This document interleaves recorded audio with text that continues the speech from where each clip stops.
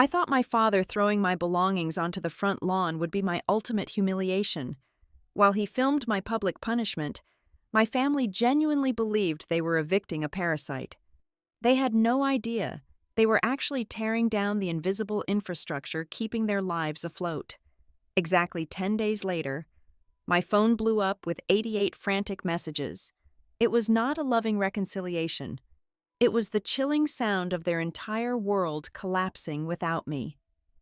My name is Athena Galloway, and I am 33 years old.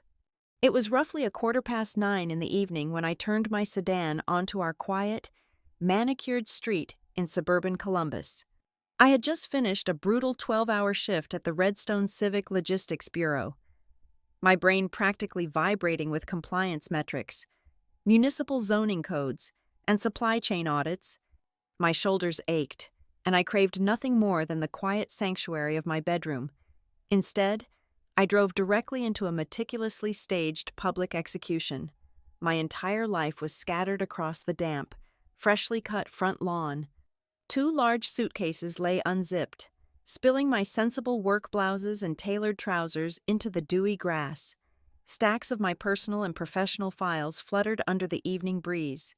A heavy cardboard box holding my childhood keepsakes had been tipped over, its contents old journals, faded photographs, and high school ribbons strewn about like worthless garbage.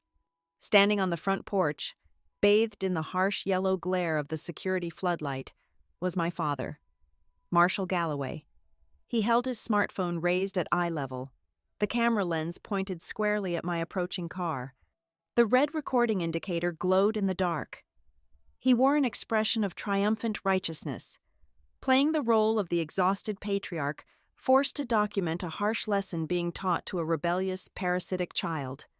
Behind him, my mother, Denise Galloway, stood in the shadows of the doorway. Her arms were tightly crossed over her chest, her face carefully blank. She did not step forward to intervene. She did not utter a single word of protest. Her silence was not shock. It was a heavy, suffocating blanket of absolute complicity. To her right stood my younger brother, Caleb, the golden boy, the one Marshall proudly told everyone was the true muscle of the family business, despite the fact that Caleb only showed up for the lucrative client dinners. As I stepped out of my car, the crisp autumn air hitting my face, Caleb casually swung his heavy boot back and kicked a plastic tub of my documents. The lid shattered, and my framed university diplomas and professional certifications slid across the concrete driveway, coming to a scraping, pathetic halt in the gutter. "Look at her!" Marshall bellowed, pitching his voice loud enough so the neighbors across the street could hear every syllable. "The ungrateful parasite. 33 years old, living under my roof, eating my food, and she tries to destroy her own family." He stepped down off the porch, the camera still locked relentlessly on my face. "I ask for one simple favor. One signature on a commercial equipment lease so we can keep the business running and put food on the table." And what does she do? She stabs her own father in the back. I did not flinch. My pulse remained unnervingly steady. I knew exactly what this spectacle was, and it was certainly not a spontaneous outburst of paternal frustration. This was a calculated, vicious punishment. Yesterday afternoon, Marshall had cornered me in the home office, demanding I co-sign a massive liability document for a new fleet of industrial excavators. But he did not just want my pristine credit score.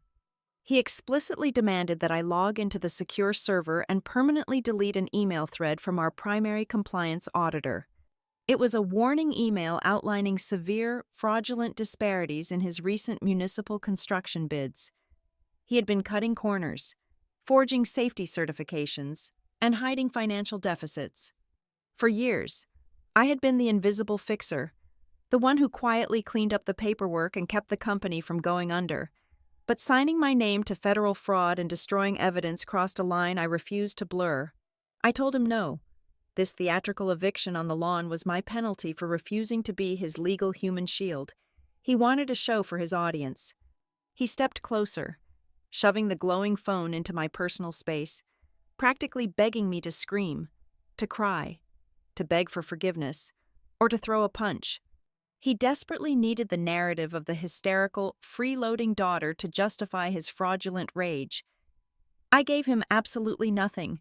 I kept my face utterly impassive. I did not shed a single tear.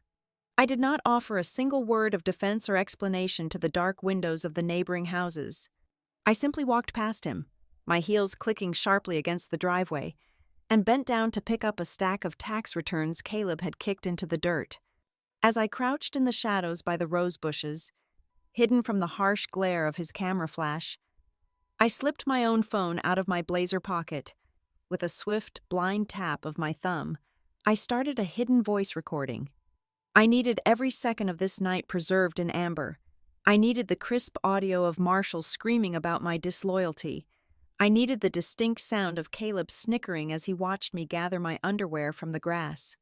I needed the deafening, cowardly silence of my mother recorded forever.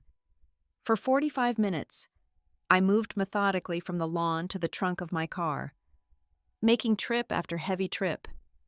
I shook the dirt off my professional dresses. I carefully gathered my shattered frames from the gutter.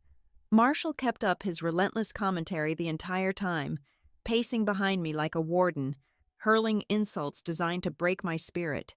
He called me selfish. He called me a failure. He loudly declared to the empty street that I was dead to him. When the lawn was finally clear, leaving only rectangular indentations in the damp grass where my life had been dumped, I closed the trunk of my car. The heavy thud echoed loudly in the quiet suburban street. I walked around to the driver's side door and opened it. Before getting in, I paused. I turned slowly, squared my shoulders, and looked directly into the black lens of Marshall's phone. I did not raise my voice. I spoke with a quiet, icy clarity that I knew the microphone would capture perfectly. 10 days from now, you will be the one who cannot sleep. I got into my car, started the engine, and backed out of the driveway without a single backward glance. I did not drive to my best friend's apartment to cry on her shoulder. I did not seek refuge with extended family to plead my case and clear my name. I knew Marshall was likely already drafting a mass text, spinning his victim narrative to anyone who would listen. Instead, I drove in complete silence. I left the radio off, letting the dark streets blur past my windows as the city lights faded into the industrial outskirts. Eventually, I pulled into the vast, brightly lit parking lot of a 24-hour truck stop just off the interstate. I parked my overstuffed sedan between two massive freight rigs, killed the engine, and leaned my head back against the headrest. The heavy smell of diesel fuel and stale coffee hung in the cool night air. For the first time in my entire life, I was entirely alone, severed from the only community I had ever known. Most people would say the sound of your family violently locking you out in the dark feels like the end of the world. But sitting there in the cold leather seat of my car, staring out at the relentless flow of highway traffic, I realized something profoundly liberating. The heavy door slamming shut behind me was not an ending, it was a birth. The invisible, exhausting infrastructure I had built to keep Marshall Galloway from drowning in his own corruption had just been demolished by his own hand. Now, all I had to do was sit back and wait for the water to rush in. I drove 3 miles down the interstate and pulled into the glowing neon lot of the Starlight Motor Inn. I paid $65 in cash for a room on the second floor at the far end of the exterior corridor. The air inside smelled of stale smoke, damp carpet, and heavy industrial bleach. A single, flickering yellow bulb illuminated the peeling floral wallpaper. I did not unpack. I sat on the edge of the sagging mattress, my coat still tightly buttoned to my chin, the harsh chill of the night still clinging to my skin.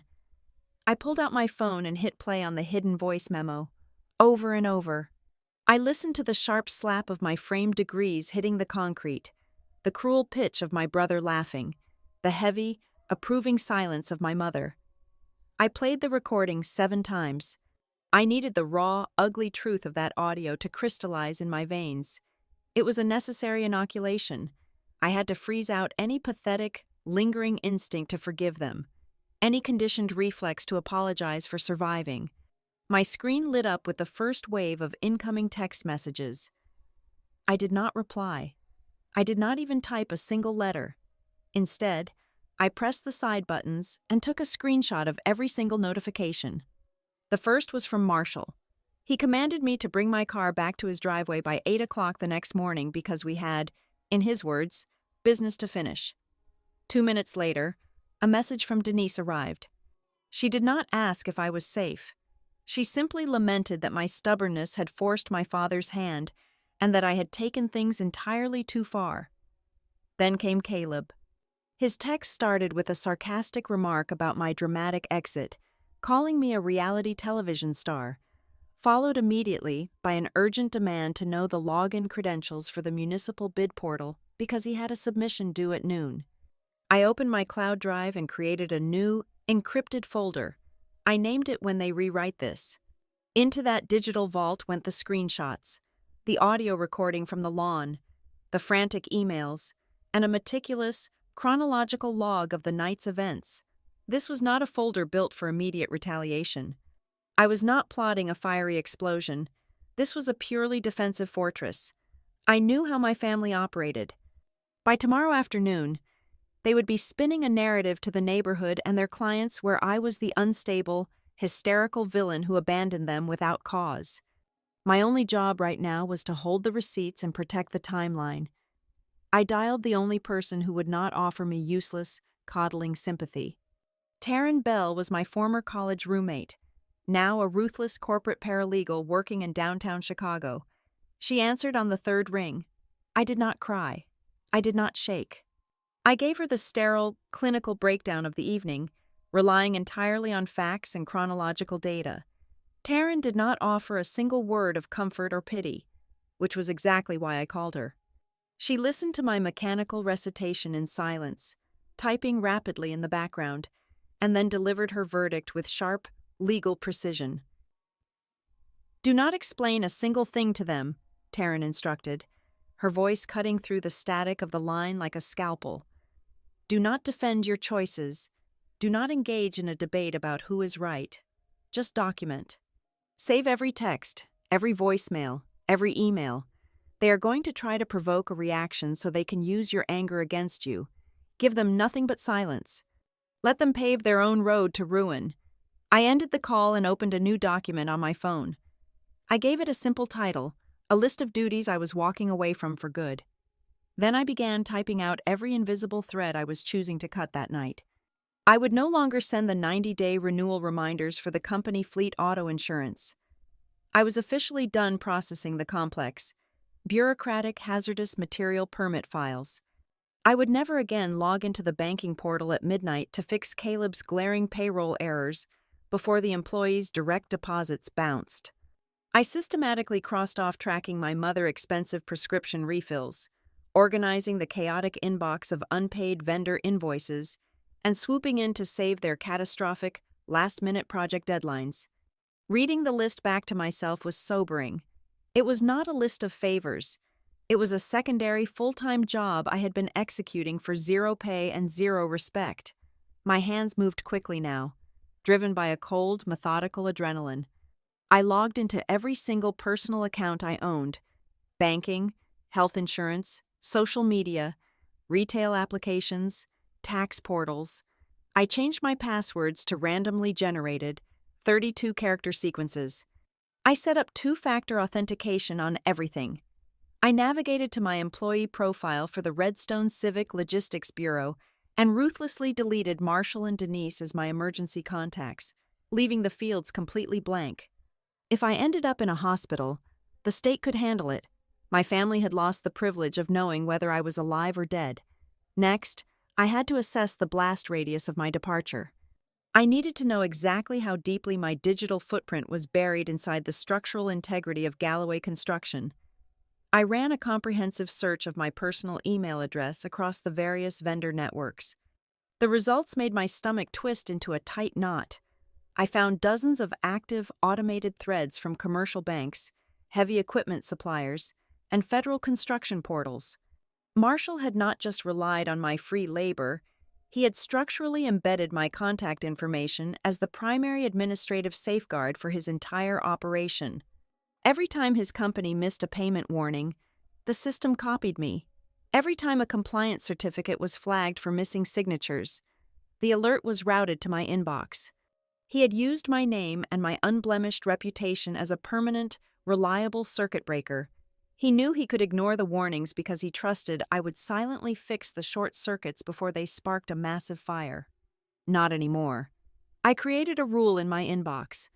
Every email containing the domain name of his company or his primary vendors was to be automatically marked as read and forwarded directly into the "when they rewrite this" folder. Out of sight, but meticulously logged. I put the phone face down on the cheap laminate nightstand. The digital clock glowing in the corner read 2 hours past midnight. I had not eaten a single thing since a hurried, stale sandwich at noon. My muscles screamed from the physical labor of hauling my entire life into the trunk of a sedan, and a cold knot of genuine, unadulterated terror sat heavy in the bottom of my stomach. I had practically zero savings. My entire professional wardrobe was wrinkled in garbage bags and canvas suitcases, and I had absolutely no idea where I was going to live when the sun came up. Yet, as I pulled the thin, scratchy motel blanket up to my chin and stared at the water stains on the ceiling, a strange, undeniable sensation washed over me. The drafty air seeping through the poorly sealed window of this cheap room was significantly colder than my old bedroom. But as I closed my eyes, letting the distant rumble of 18-wheelers on the highway lull me into a state of exhaustion, I realized something profound. For the first time in 33 years, I felt entirely miraculously safe. I washed my face with freezing water in the cracked motel bathroom sink. I pulled a slightly wrinkled navy blouse from a canvas bag in the trunk of my car and drove straight to the Redstone Civic Logistics Bureau. I clocked in at exactly 8 o'clock in the morning. I channeled every single ounce of my residual adrenaline and lingering trauma directly into the municipal zoning files stacked on my desk. I became an absolute machine. I had no distractions, no familial dread hanging over my head, and no urgent text messages demanding I fix a disaster at my father's construction firm. I operated with a pure, unadulterated focus that felt sharper than glass. By 2 o'clock in the afternoon, my section supervisor, Vivian Cross, paused by my cubicle. Vivian was a formidable woman who had navigated the treacherous waters of city bureaucracy for over 2 decades. She noticed that I had silently cleared a massive, complicated backlog of commercial compliance discrepancies that typically took 3 senior clerks a full week to untangle. She asked me to step into her office. I walked in fully expecting a reprimand for overstepping my departmental boundaries, but instead, she slid a glossy printed brochure across her desk. It was an application for the highly selective internal compliance and auditing certification program. Vivian leaned back in her chair and told me, point blank, that she had been watching me. She noted that I handled crisis mitigation and document control significantly better than people sitting 2 pay grades above my current position. Completing the certification came with a substantial bump in salary and a massive shift in departmental authority. I took the brochure. I did not smile, and I did not give her a dramatic speech of gratitude. I simply told her I would submit the paperwork by Friday. As I walked out of her office, I felt the very first solid piece of ground form beneath my feet. I immediately went to the scheduling portal and requested maximum overtime. I needed every available extra shift I could physically endure. During my lunch break, I ruthlessly slashed my budget. I canceled my streaming subscriptions, terminated my gym membership, and cut out anything that cost more than absolute necessities. Marshall and Denise were undoubtedly sitting in their comfortable suburban home, fully expecting me to run out of cash within 48 hours and come crawling back to their doorstep in a state of frantic apology. I refused to give them the satisfaction of a panicked return. I needed a long-term sanctuary, and I needed it immediately. That evening, I drove to a slightly run-down but deeply charming commercial street on the east side of the city. I had found an obscure listing for a tiny studio apartment situated directly above an established, independent flower shop. The owner was a widow named Marlene Pike. She was a stern, silver-haired woman with sharp, observant eyes who clearly preferred the company of orchids to most human beings. She led me up a narrow, creaking wooden staircase that smelled richly of damp, potting earth and crushed eucalyptus leaves. The studio was incredibly small.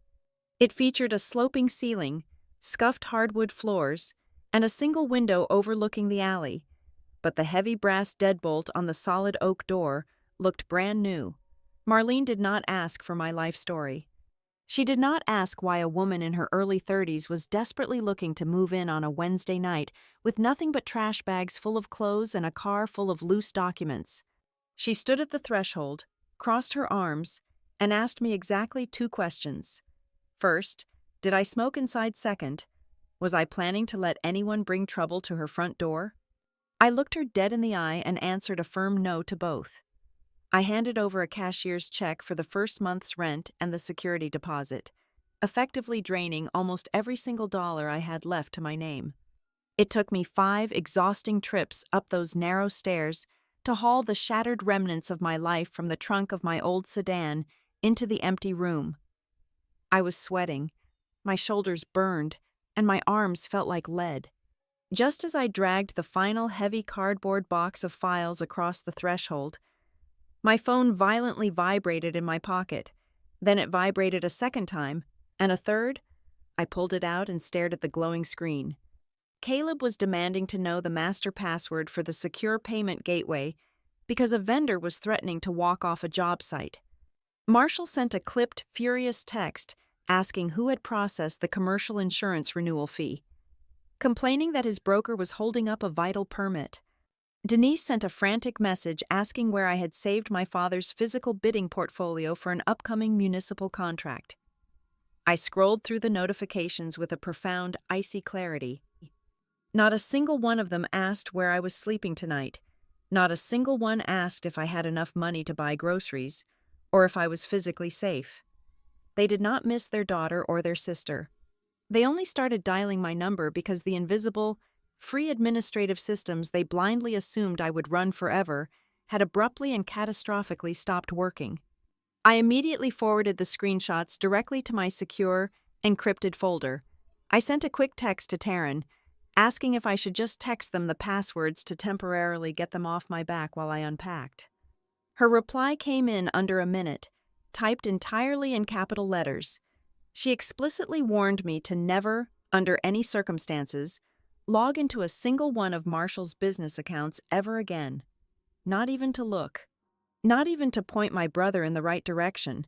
If I touch those company servers now, any ensuing financial disaster, missing funds, or failed audit could legally be pinned on my unauthorized, disgruntled access. I was to leave their sinking ship exactly as I found it. I locked the heavy oak door and firmly engaged the brass deadbolt. I sat cross-legged on the scuffed wooden floor, completely surrounded by cardboard boxes and black plastic garbage bags. I boiled tap water in a cheap electric kettle I had purchased at a discount store for $12 and made a cup of instant noodles. The studio was completely empty, lacking a bed, a chair, or even a television. But as I sat there, eating cheap noodles under the warm, singular glow of the overhead light, I listened to the absolute stillness of the room. Growing up in my parents' house, silence was never actually peaceful. Silence was just the suffocating, heavy atmospheric pressure right before Marshall started screaming about a misplaced file, a lost contract, or an ungrateful child. It was a tactical, terrifying quiet that demanded constant vigilance.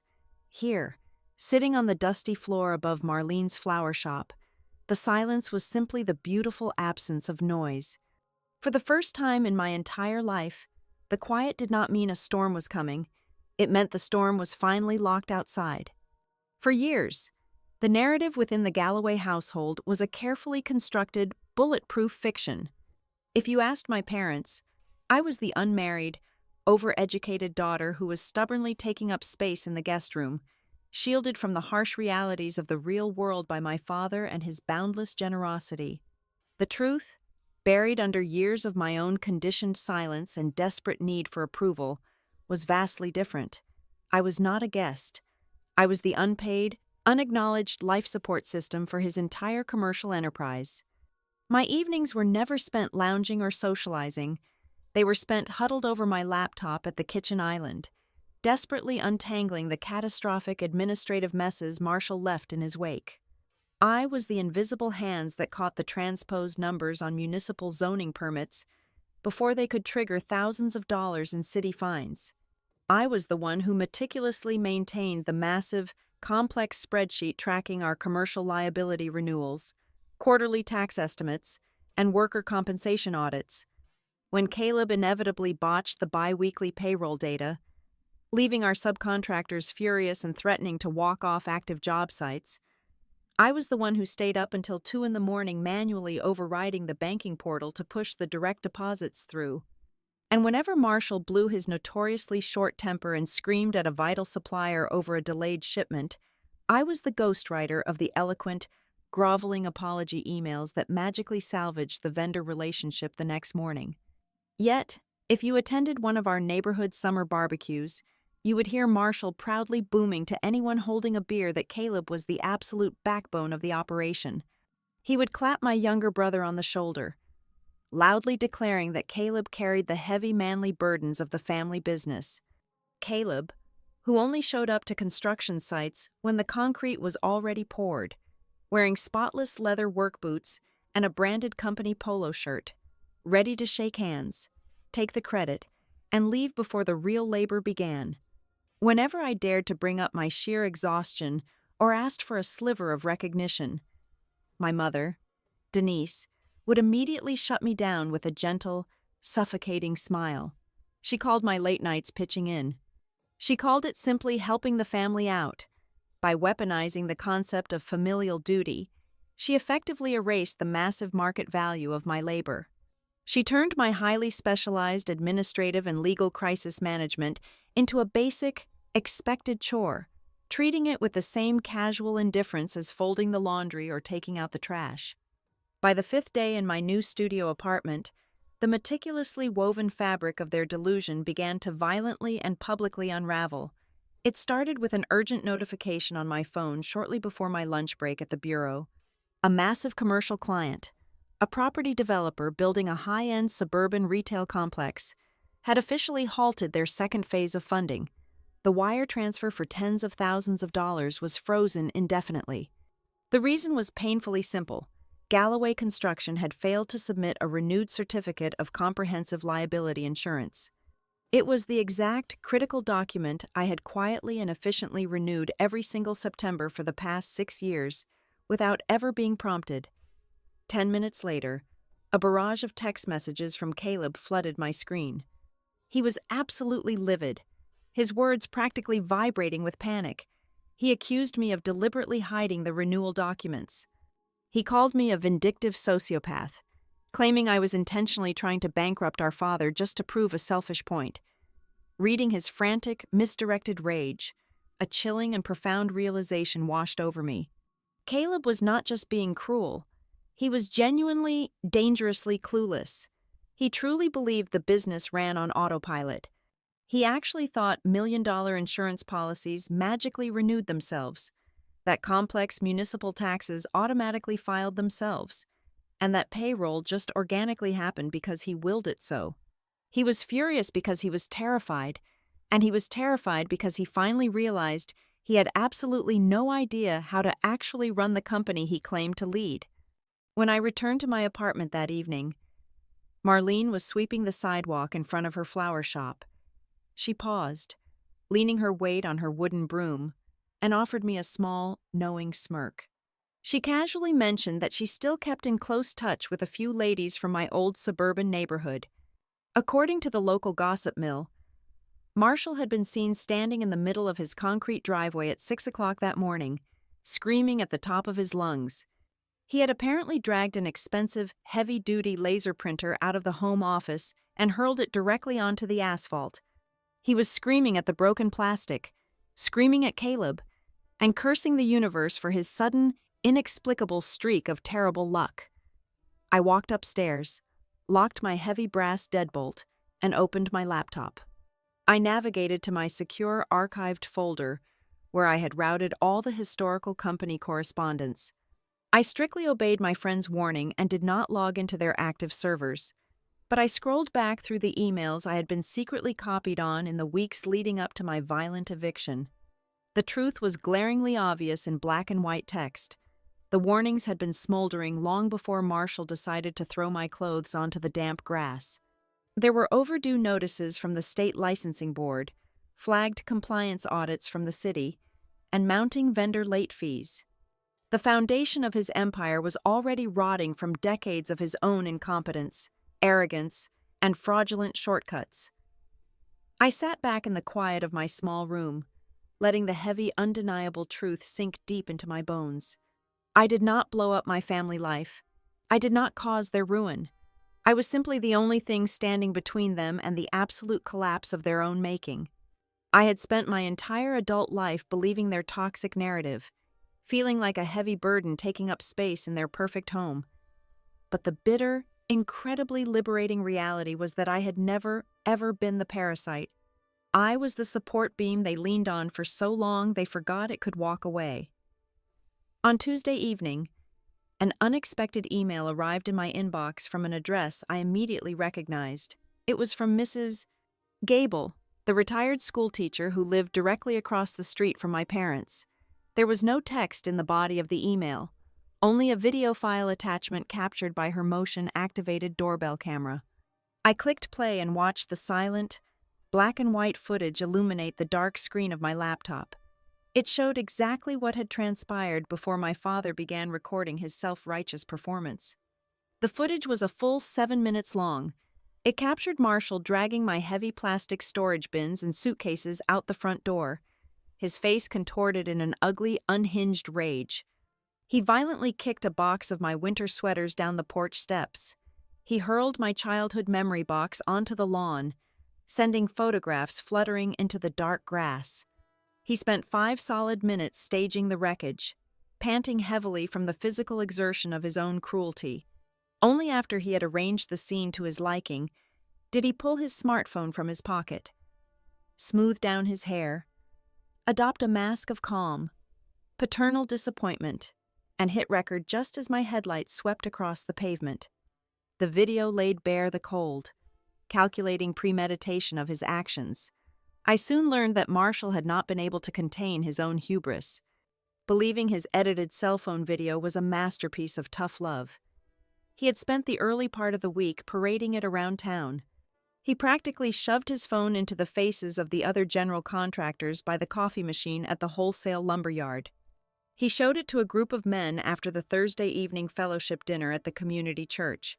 He was actively campaigning for validation, expecting backslaps and nods of patriarchal solidarity for finally kicking his freeloading, 33-year-old daughter to the curb. But the suburbs operate on a completely different frequency. The men at the lumberyard might have nodded politely to avoid a confrontation, but the women talk, and they remember absolutely everything. Mrs. Gable had not just sent the unedited security footage to me. She had prominently displayed it to her weekly neighborhood book club.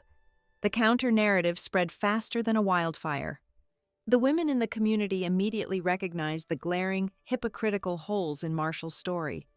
They bluntly reminded everyone at the church bake sale that it was me, not Caleb, who left work early on Tuesdays and Thursdays to drive Denise to her specialized physical therapy appointments because Marshall claimed he was too busy to sit in a waiting room. They were the ones who had watched me standing in the driveway at 7 o'clock in the morning, negotiating politely over the phone with the municipal garbage collection service because my father had forgotten to pay the utility bill for 3 consecutive months. I was the one who organized the neighborhood block party budget, not the men of the Galloway household. The destruction of Marshall's reputation did not happen in a single, dramatic explosion. It suffered a much more agonizing fate. It slowly eroded. When he walked into the local hardware store to pick up supplies, the loud, casual banter evaporated. The respectful greetings from the neighborhood elders were abruptly replaced by tight, scrutinizing stares. People suddenly stopped asking for his professional opinion on property lines and local building permits. For a man whose entire psychological foundation relied entirely on the perceived envy and respect of his peers, this subtle shift in atmospheric pressure was pure, suffocating poison. It was more than enough to make a chronically arrogant man stare at his bedroom ceiling until 4 in the morning, entirely unable to sleep. My phone vibrated violently against the cheap laminate table in my studio. It was a massive block of text from Caleb. He called me a narcissistic traitor. He accused me of deliberately trying to sabotage his inheritance, claiming I was ruining the family name out of pure spite. He explicitly stated that I was dead to him. I did not react. I simply took a screenshot and filed it away in my encrypted folder. Exactly 3 hours and 12 minutes later, another message from Caleb popped onto the screen. It contained absolutely no apology and completely ignored his previous tirade. It simply read, "Hey, do you happen to know where the master template for the quarterly subcontractor labor report is saved? The auditor is breathing down my neck." The whiplash was darkly comedic. He wanted me dead, but he desperately needed my administrative filing system first. Later that evening, Denise left a 4-minute voicemail on my phone. I sat on my bare wooden floor and listened to her weeping.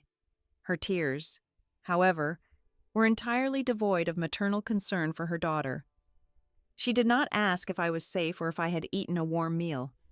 She sobbed because the woman at the neighborhood bakery had given her a dirty look. She cried because her weekly tennis group had suddenly stopped returning her text messages. The family was getting a bad reputation. She wailed, and the neighbors were whispering. Her final plea was a desperate demand that I come home immediately to help my father calm down, because his temper was making the atmosphere in the house unbearable. I played the audio file over the phone for Taryn. She let out a sharp, humorless laugh. She told me with absolute, surgical certainty that my family was not experiencing remorse. They were not missing my presence or regretting their cruelty. They were simply experiencing the terrifying freefall of losing control over their own narrative. They were engaging in frantic, desperate crisis image management, and they were failing miserably at it. It would have been incredibly easy to take Mrs. Gable's security footage and post it to every local community message board. I could have written a scathing, multi-page manifesto detailing every instance of their financial incompetence and emotional manipulation, blasting it across every social media platform, but I did not type a single public word. I did not defend myself to the neighborhood. I realized then that true, devastating revenge does not require a megaphone. You do not need to scream when the truth has already put on its shoes and walked out the front door. The most lethal thing I could possibly do was absolutely nothing. I simply let Marshall stand under the harsh, unforgiving spotlight he had enthusiastically turned on himself. I let him bask in the terrible, blinding glow of his own actions, entirely unsupported by the invisible daughter who used to cast the perfect, protective shadow over his profound inadequacies. By the morning of the 10th day, the precarious house of cards my family had called a business finally met the wind. I was sitting at my desk at the Redstone Civic Logistics Bureau, deep into a commercial zoning file, when my cell phone began to vibrate. It was not a sporadic buzz. It was a relentless, frantic tremor against the fake wood grain of my cubicle desk. It buzzed so continuously, so violently, that my peripheral vision started to blur. The sheer volume of incoming notifications felt like a physical assault. My chest tightened. I reached out, flipped the phone completely face down on the desk, and forced myself to take a slow, deep breath. I did not look at it again until my lunch hour. When I finally picked up the device and unlocked the screen, I stared at the bright red notification bubble. There were exactly 88 unread text messages. Alongside them sat a cascading wall of missed calls. They were from Marshall, Denise, Caleb, several unrecognizable local numbers, and one from a man named Derek Sloan, the senior site foreman for my father. I opened the messages, and the absolute destruction of Galloway Construction revealed itself piece by fragmented piece. The dominoes were not just falling, they were shattering upon impact. The first structural collapse was the heavy equipment lease. The massive multi-million-dollar contract for the new fleet of industrial excavators, the exact contract I had refused to fraudulently co-sign on the night I was thrown onto the lawn, had been officially denied by the underwriters. Without my pristine credit score and my signature acting as the sacrificial guarantor, the financing company had taken one look at my father's actual debt-to-income ratio and slammed the door shut. Right behind that failure came the municipal permits. A massive package of zoning applications for a commercial plaza had been unceremoniously returned by the city clerk's office because it lacked the proper environmental sign-offs. Then came the automated alert from the payroll processing service. Caleb had attempted to submit the bi-weekly wages, but because he had never bothered to learn how to properly code the subcontractor tax brackets, the entire batch had been flagged for severe state tax discrepancies. And looming over all of this was the final notice from the commercial liability provider, explicitly stating that their overarching coverage was set for total cancellation in less than 48 hours. Marshall text messages charted a pathetic, predictable descent through the stages of a narcissistic panic. His first few messages at 8 o'clock in the morning were barked orders. He demanded I log into the server and fix the tax codes immediately. By 9 o'clock, the orders had devolved into vicious, unhinged cursing. He called me every derogatory name he could formulate with his thumbs. By 10:30, the cursing had morphed into legal threats.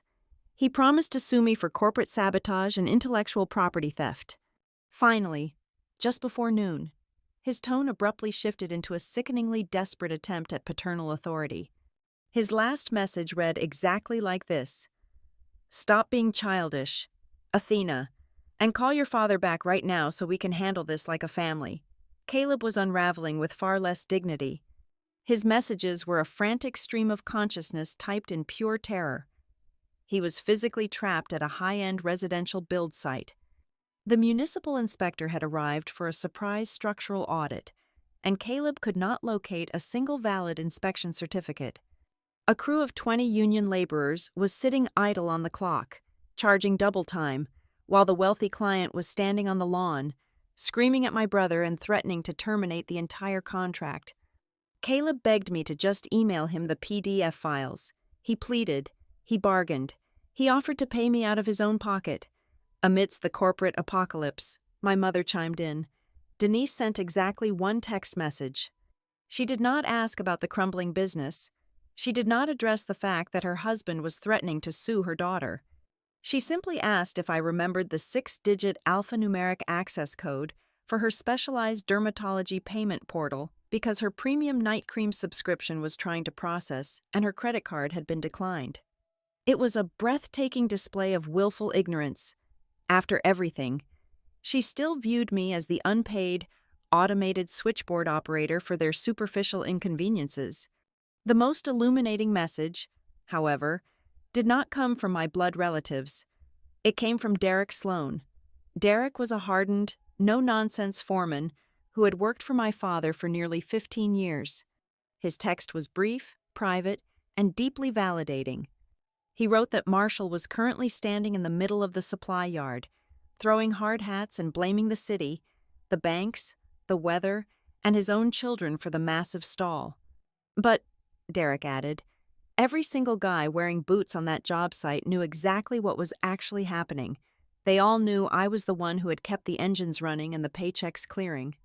He told me to keep my head down and stay far away from the blast radius. Sitting at my desk, eating a cheap turkey sandwich, I looked at the 88 messages. I understood with absolute, chilling clarity what I was looking at.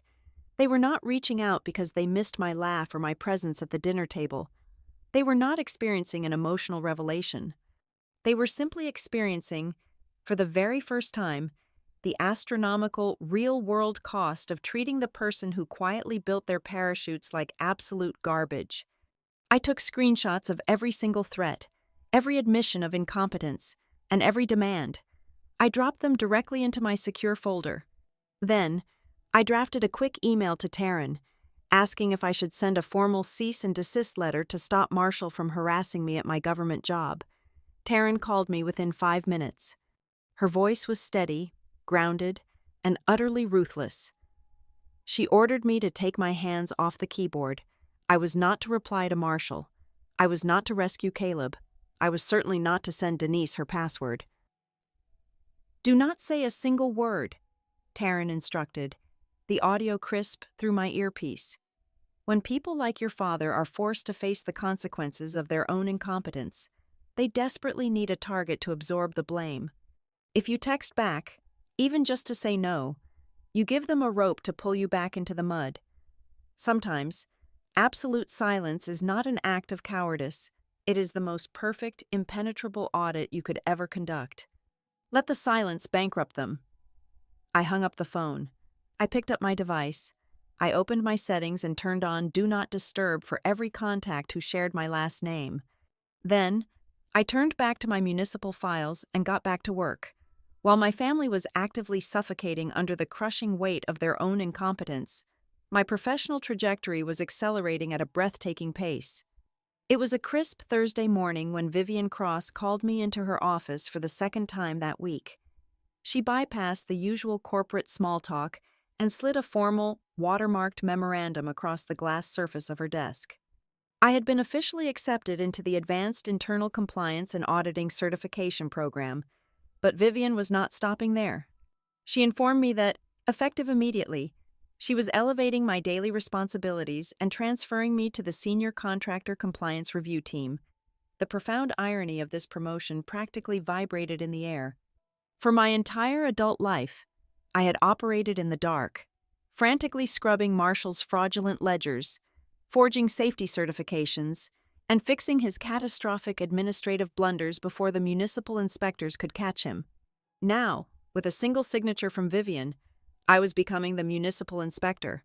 I was stepping directly into the authoritative center of the exact professional arena where my father desperately needed to maintain his fading credibility. I was no longer the desperate daughter cleaning up the mess. I was the government official holding the clipboard. The shift in the power dynamic was so absolute, so perfectly engineered by fate, that I had to bite the inside of my cheek to keep my expression entirely neutral. The universe, it seemed, was determined to test my new boundaries almost immediately. Later that same afternoon, at precisely 15 minutes past 4, the caller identification display on my desk phone illuminated with a very familiar local area code. Marshall had realized his number was blocked on my personal cellular device. In a fit of sheer desperation, he had dialed the public directory of the Redstone Civic Logistics Bureau and aggressively navigated the automated switchboard until he was transferred directly to my cubicle extension. I stared at the blinking red light for exactly 5 seconds. I did not feel the familiar sickening knot of anxiety taking root in my stomach. I felt completely anchored. I reached into my blazer pocket, pulled out my cellular phone, opened the voice memo application, and set it flat on the desk. I pressed the red recording circle. Only then did I lift the heavy plastic receiver. "Athena Galloway speaking," I answered, keeping my vocal tone as flat and frictionless as a sheet of ice. Marshall did not bother with a standard greeting. His voice was a harsh, ragged rasp, thick with the unmistakable gravel of chronic insomnia and unchecked panic. Yet, despite his obvious exhaustion and the total collapse of his business infrastructure, he immediately attempted to wield the heavy, rusty weapon of his patriarchal authority. He did not ask for my assistance. He demanded a rescue operation. He ordered me to stabilize the situation before the close of business today. When I offered him nothing but absolute, dead silence, his desperation instantly metastasized into a vicious, cornered threat. He lowered his voice to a menacing growl. He promised me that if I did not remotely log into the company servers and fix the municipal bids, he would personally drive to the local Chamber of Commerce. He threatened to tell every single vendor, supplier, and contractor in the county that I had maliciously stolen classified commercial documents and abandoned my family mid-project out of sheer, vindictive spite. He wanted to destroy my professional reputation before his own completely evaporated. I kept my breathing slow and perfectly measured. I leaned an inch closer to the hidden microphone on my desk. "Marshall," I said, purposely using his first name to shatter the fragile illusion of his fatherly control. "Can you repeat exactly what happened on the night you kicked me out of the house?" The psychological trap snapped shut with a flawless, satisfying click. Blinded entirely by his own narcissistic rage and his desperate need to be right. Marshall completely missed the devastating legal peril of my question. He scoffed loudly, the sound echoing harshly through the receiver. Without a single ounce of hesitation, he explicitly stated that throwing my boxes onto the damp front lawn was simply a necessary disciplinary measure for a disobedient child. He actually admitted, speaking loud and clear on a federally recorded line, that he fully expected me to sit in a cheap motel room, quietly log into his email servers, and submit his outstanding commercial insurance renewals like a dutiful, obedient employee. The sheer, breathtaking audacity of his delusion was finally dragged out into the open.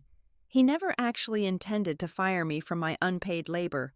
He honestly thought he was just publicly punishing me while seamlessly retaining all the benefits of my invisible infrastructure. I let his arrogant confession hang in the dead air for 3 full seconds. I wanted him to hear the absolute emptiness of his own authority. "From the moment you threw my things on the grass," I said, articulating every single syllable with razor-sharp precision. "All your paperwork is your responsibility." I placed the receiver gently back onto the cradle. I did not slam it down in a fit of dramatic rage. I simply severed the digital connection, cutting him off mid-sentence. I picked up my cellular phone, stopped the audio recording, and immediately uploaded the pristine file directly into the encrypted vault I had named "When They Rewrite This." I securely locked my screen, picked up a yellow highlighter, and seamlessly returned to auditing the commercial zoning file in front of me as if I had just finished ordering a sandwich for lunch. The adrenaline rush was not loud or chaotic. It was cold, deep, and profoundly steadying. The victory felt incredibly sharp specifically because I had not raised my voice once. Just before 5 o'clock, Vivian stopped by my cubicle partition. She tapped a thick manila folder against the metal frame to get my attention. She informed me that our agency was officially hosting the annual county municipal bidding fair next week at the Grand Civic Pavilion. It was the premier networking and contract assignment event of the entire year for every major commercial builder operating in the region. Vivian looked me dead in the eye and stated that I would be attending. I was not going as a silent observer. I was going as the officially credentialed representative for the Contractor Compliance Review Board. Every single local builder desperate for lucrative city funding would be standing behind their promotional booths, practically begging for our municipal approval. And that entirely included, without a shadow of a doubt, Galloway Construction. It was nearing midnight on Thursday when my cellular phone screen illuminated the dark, empty space of my studio apartment. A single voicemail notification from my mother, Denise, sat waiting. I possessed absolutely no desire to listen to her voice, but the cold instinct to document every single interaction forced my thumb to press the play icon. The audio recording began with a sharp, trembling intake of breath, followed immediately by heavy theatrical sobbing. She spent the first 2 minutes delivering a rambling, self-pitying monologue about how much she desperately missed my physical help around the house. But halfway through her tearful performance, my mother made a catastrophic, unforced verbal slip. Through her weeping, she blurted out that the commercial bank simply needed my name on the underwriting file for the new equipment loan to go through smoothly. She wailed that if I had just signed the document like a good daughter, none of this neighborhood nightmare would be happening. The recording clicked to a halt, leaving me enveloped in the heavy, absolute silence of my room. The terrifying clarity of that single sentence washed over me, chilling the blood in my veins. Marshall had not thrown my belongings onto the front lawn simply because I talked back or bruised his fragile, dictatorial ego. The public eviction was never a spontaneous outburst of anger. It was a highly orchestrated act of financial extortion. He knew the massive loan he was attempting to secure was dangerously toxic. He knew his own credit history was a complete wasteland of hidden debts and unpaid vendors. He had staged that humiliation on the lawn to utterly break my spirit, to terrify me into submission, so I would obediently become the pristine, legal shield for a massive, fraudulent financial risk. I was never a rebellious daughter being disciplined by a stern patriarch. I was a clean credit score being violently held hostage. The following afternoon, Caleb sent a secure, encrypted text message practically begging to meet in person. He specifically chose a grease-stained, anonymous diner located 15 miles outside the city limits, clearly terrified of being spotted by any of Marshall's local associates. When I pushed open the heavy glass door and slid into the cracked vinyl booth across from him, I genuinely barely recognized my own younger brother. The arrogant, untouchable golden boy posture he had carried his entire life had completely evaporated. He looked physically hollowed out. Deep, purple circles bruised the delicate skin under his eyes, and his fingers trembled slightly as he gripped the handle of his ceramic coffee mug. He did not attempt to offer a standard, polite greeting. He simply leaned his elbows across the sticky tabletop and confessed that the financial rot inside Galloway Construction ran far deeper than I had ever suspected. Marshall had been secretly hiding massive, compounded federal tax liabilities for over 4 years. The truly horrifying part of Caleb's confession was the contingency plan, Caleb admitted, his voice dropping to a harsh whisper, that Marshall had openly discussed using my name as the ultimate corporate scapegoat. If the federal auditors ever came knocking on the office door, my father was going to legally testify that I was the sole administrative officer tracking the financial files. He fully intended to shift the entire burden of his tax fraud squarely onto my shoulders to save himself from a prison sentence. Then, Caleb looked down at his shaking hands and quietly apologized. He apologized for kicking my plastic storage bins into the street gutter. He apologized for standing in the shadows and laughing while my entire life was thrown onto the wet grass. The spoken words did not magically erase the deep trauma of that night, nor did they repair the permanently severed bond of our family. But hearing him say it validated a very harsh, undeniable truth. The toxic, parasitic system that Marshall had built was not solely designed to exploit me. It was a relentless meat grinder, and now that the invisible infrastructure I provided was gone, the golden child who used to reap all the easy benefits was being slowly crushed to death by its gears. Before we parted ways and left the diner, Caleb gave me a vital piece of strategic intelligence. He warned me that Marshall was fully aware of my municipal agency hosting the upcoming county bidding fair. In a state of absolute frantic delusion, my father was planning to corner me at the Civic Pavilion. He wanted me to stand at his promotional booth for just 20 minutes, specifically to create a visual illusion for the county contractors and local bankers that I was still actively supporting the family business. He desperately needed me to serve as a living, breathing prop to salvage his rapidly disintegrating professional reputation. I looked directly into Caleb's bloodshot eyes and told him absolutely not.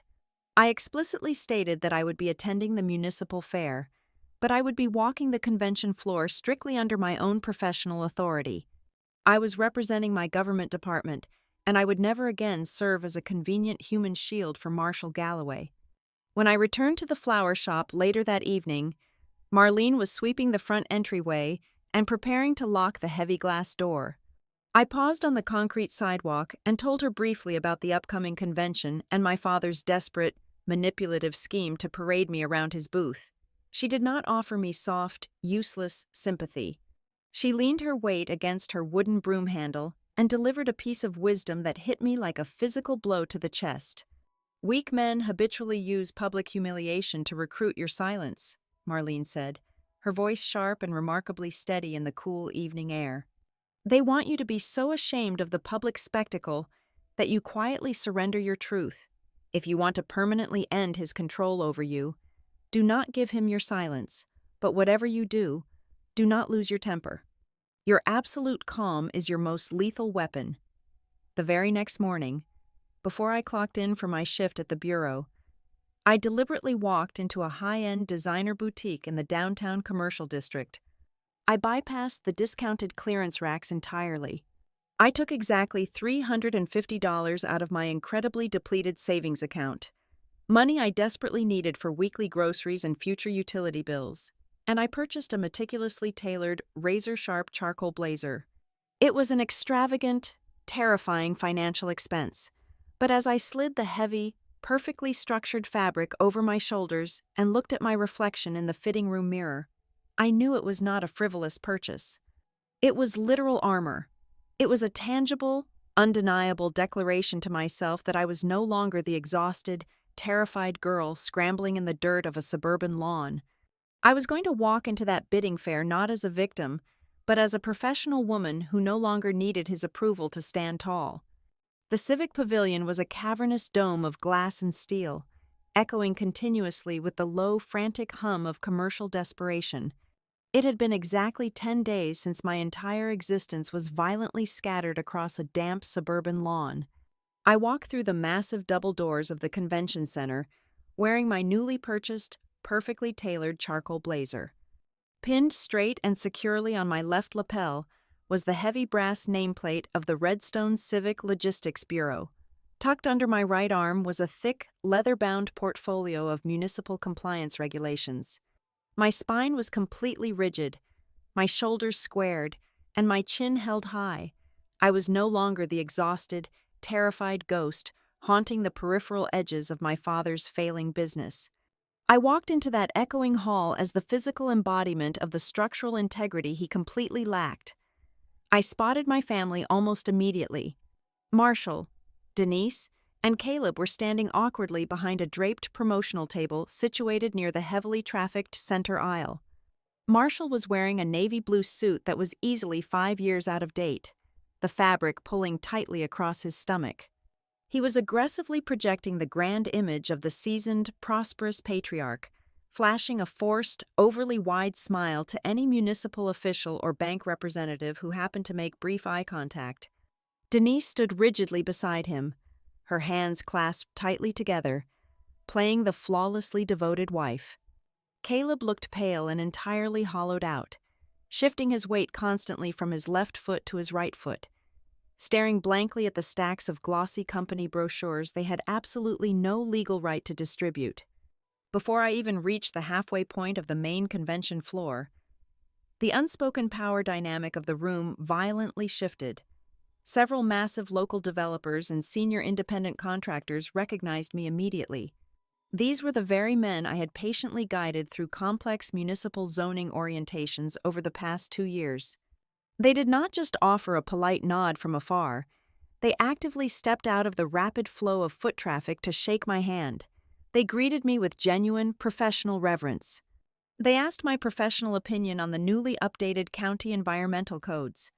I stood right in the middle of the aisle, confidently answering their questions, while Marshall watched the entire scene unfold from his pitifully empty booth. I could see the exact second his carefully constructed stage advantage completely evaporated. The crowd of wealthy, influential men was actively parting for me, treating the daughter he had tried to publicly obliterate with the utmost respect, while completely ignoring the Galloway construction banner. Unable to handle the agonizing visual demotion, Marshall abandoned his table. He intercepted me near a massive concrete structural pillar, his thick fingers digging sharply into the fabric of my sleeve as he physically dragged me into a shadowed corner away from the main walkway. His breath smelled heavily of stale coffee and sheer, unadulterated panic. He did not lead with an apology. He never did. Instead, he attempted to offer a magnanimous, sickeningly gracious pardon. He leaned in, his voice a frantic, wet hiss, demanding I stand behind the family banner for a mere 10 minutes. He insisted that the commercial lenders were actively walking the floor, and he desperately needed them to see a united, highly functional family front. If I just smiled, shook a few hands, and acted like his dutiful assistant, he promised he would generously let the past remain in the past and welcome me back home. I looked down at his heavy hand gripping my sleeve until he felt the icy coldness of my stare and slowly let go. I kept my vocal tone completely flat, entirely devoid of any emotional fluctuation. "You do not need a daughter, Marshall," I stated, slicing cleanly through the absolute core of his delusion. "You just need a witness who is willing to lie for you." Denise materialized right behind him, her eyes wide and wet with fresh tears. She grabbed my forearm, pleading in a trembling whisper that our family was shattering into a million pieces, begging me to just fix the paperwork for the sake of keeping the peace. I slowly turned my gaze to my mother. I told her with quiet, terrifying clarity that the foundation of her perfect suburban house had been cracked for decades. I explained that I was simply no longer willing to use my own spine as the load-bearing wall to keep the roof from finally collapsing on her head. Then, the most unpredictable variable shifted. Caleb stepped forward, physically inserting himself between Marshall and me. He did not look down at the carpet this time. He looked directly into our father's eyes. In a voice loud enough for the neighboring booths to hear, Caleb stated that he was completely done playing the game. He told Marshall that he would not allow him to use his sister as a human shield today, and he was not going to stand at that booth and lie to the auditors either. The blood rapidly drained from Marshall's face. Deprived of his golden boy's blind loyalty and his daughter's silent labor, he found himself utterly isolated, cornered like a wounded, desperate animal. He leaned in so close I could feel the nervous heat radiating from his skin.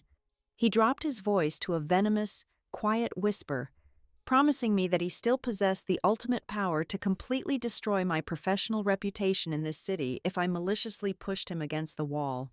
He genuinely thought the lingering threat of a public smear campaign would still successfully recruit my silence. I did not shrink back. I did not raise my voice a single decibel. I simply locked my eyes onto his, maintaining an unblinking, lethal calm. "Then say it louder," I challenged him, the words falling from my lips like heavy, unbreakable stones. "Do not whisper. Everyone standing in this hall can hear you. Tell them exactly who you are." Before he could even open his mouth to formulate a frantic response, the massive overhead speakers crackled to life. A sharp, booming electronic chime echoed across the vast, arched ceiling of the pavilion. An administrative voice announced that the mandatory public compliance and auditing question and answer session was officially beginning on the main stage in precisely 2 minutes. The heavy, suffocating tension snapped. The room went still. The reckoning had begun. The public question and answer session commenced under the harsh, blinding glare of the stadium spotlights mounted high in the ceiling of the Civic Pavilion. More than 200 municipal administrators, bank underwriters, and local contractors filled the rows of folding chairs facing the main stage. Marshall naturally gravitated toward the center aisle, aggressively positioning himself where he could easily commandeer the microphone during the open floor segment. The session was moderated by Director Harris, a famously meticulous man who oversaw the county procurement and compliance division. When the floor opened for public inquiries regarding the newly updated commercial bidding requirements, Marshall immediately stood up. He attempted to preemptively excuse the glaring deficiencies in his latest municipal project submission. Gripping the microphone stand, he adopted a tone of weary, patriarchal endurance. He loudly declared to the packed convention hall that his primary administrative lead had recently walked out on the company mid-project. He heavily implied to the room of his peers that my supposed emotional instability and unpredictable flakiness were the sole reasons his current paperwork was suffering from a temporary delay. He was trying to weave a narrative where he was the honorable, hard-working victim of an ungrateful employee. Director Harris listened politely, adjusted his wire-rimmed glasses, and looked down at his master digital ledger. He leaned into his own microphone and asked a remarkably simple, entirely fatal question. He noted that if Marshall's administrative lead had indeed abandoned her post, then where exactly were the updated commercial liability insurance records, the certified subcontractor payroll ledgers, and the corrected environmental permit items? Director Harris stated that the county system showed a complete void of compliance updates for the past 10 days, rendering Galloway Construction legally ineligible to bid on any public works. The physical reaction was instantaneous. Marshall completely froze, his mouth slightly open, the microphone suddenly looking incredibly heavy in his hand. The smug, carefully constructed mask of the prosperous business owner slid completely off his face, revealing the hollow, terrified core underneath. Caleb, who was standing 2 rows behind him, went entirely mute, staring blankly at the back of our father's neck. Denise, sitting near the aisle, turned the color of old, dry parchment. For the very first time in their entire lives, the gaping, disastrous holes in their operation were exposed under stadium lighting, and the silent woman who always stood in the background to patch them up was no longer there to absorb the impact. I did not run down the aisle. I did not raise my voice, and I did not launch into a highly emotional, public dismantling of his character. I simply stood up from my designated seat at the Municipal Review Board table. I smoothed the lapel of my charcoal blazer, switched on the microphone stationed at my desk, and spoke purely in my official, professional capacity. I stated clearly for the public record that I had possessed absolutely zero involvement with Galloway Construction since the exact night I was publicly evicted from my family residence. I added, my voice echoing evenly across the vast, silent hall, that any statement implying I was actively managing their current files, or that my departure was a sudden, mid-project whim, was entirely false. Marshall gripped the microphone stand so tightly his knuckles turned entirely white. Panic seized him, and he attempted to aggressively spin the narrative, stammering loudly that it was merely a simple familial miscommunication that was being handled internally. I did not let him breathe oxygen into that pathetic lie. I leaned closer to my microphone, maintaining a perfectly calm, flat tone that cut through the cavernous room like a razor blade. I calmly informed the entire pavilion that if the municipal board required any formal clarification regarding the exact timeline of my departure and the subsequent halt in their administrative compliance, I possessed a comprehensive, fully backed-up archive of time-stamped emails, text messages, and audio recordings to instantly verify the absolute truth of my statements. I offered no dramatic theatrics. I shed no tears. I simply presented the cold, hard existence of receipts. That single, sterile sentence was more than enough to plunge the massive convention hall into a heavy, deafening silence. The silence of 200 professionals staring at a fraud was a social death sentence significantly heavier than any screaming match could have ever achieved. Director Harris did not argue. He did not ask for the recordings. He simply picked up a red pen and drew a thick, undeniable line across my father's corporate portfolio. Galloway Construction was officially flagged for severe administrative inconsistencies. His opportunity to secure the lucrative county contract evaporated into thin air right there on the convention floor. The absolute truth had finally collided with the paperwork, and the ensuing destruction was not an act of vindictive sabotage. It was simply the unstoppable force of gravity. The structural integrity of my family shattered in real time. Caleb turned around, pushed forcefully through the heavy wooden double doors at the back of the pavilion, and walked completely away from the promotional booth. It was the very first time my younger brother had actively detached himself from the toxic power dynamic that had fed his ego and funded his life through absolute irresponsibility. As the session concluded and the crowd began to disperse, Denise rushed toward the municipal tables. She grabbed my wrist, openly weeping in front of my colleagues and the remaining contractors. She begged me to just come home, to sit down and talk to my father so the house could finally be peaceful again. She was still desperately trying to recruit me back into my role as the shock absorber. I looked down at her shaking hands, gently but firmly pulled my wrist from her grip, and delivered the most painful, undeniable truth she would ever hear. I am no longer the designated collateral damage handler of this family, I said softly, turning my back and walking away. Later that afternoon, Vivian Cross pulled me into a quiet conference room off the main convention floor. She did not ask a single question about the personal drama that had just unfolded. She simply smiled with genuine professional respect and officially confirmed my acceptance into the advanced certification track. She outlined a substantial salary increase and a significantly larger supervisory role within the agency, specifically citing the incredible professional composure and icy restraint I had displayed while operating under extreme, targeted pressure. By 8 o'clock that evening, I was safely locked inside my small studio apartment located just above the flower shop. The air smelled faintly of damp earth and fresh eucalyptus. I sat cross-legged on my scuffed wooden floor, the only light coming from the glow of my laptop screen. I opened my encrypted folder and stared at the 88 frantic, threatening, and desperate messages from my family. I did not type a single reply. I realized in that quiet, dimly lit room that the ultimate revenge was never about actively destroying them.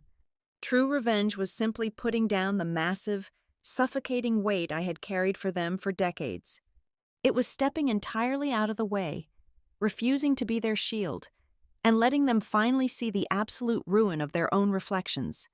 Thank you so much for listening to my story today, and I would love to hear where you are tuning in from.